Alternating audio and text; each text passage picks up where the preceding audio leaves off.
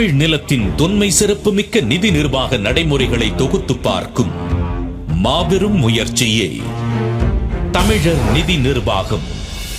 தொன்மையும் தொடர்ச்சியும். பண்டைய வணிகம், வரி விதிப்பு முறைகள், நிதி கொள்கைகள், காலனிய கால நிதி நிர்வாக நடைமுறைகள், நவீன தமிழ்நாட்டின் நிதிநிலை அறிக்கைகள் இதில் அலசி ஆராயப்பட்டுள்ளன. சங்க காலம் முதல் சமூக நீதி காலம் வரையிலான நம் நிதி நிர்வாக சித்திரத்தை தீட்டும் அரும்பெரும் ஆவணம் இது.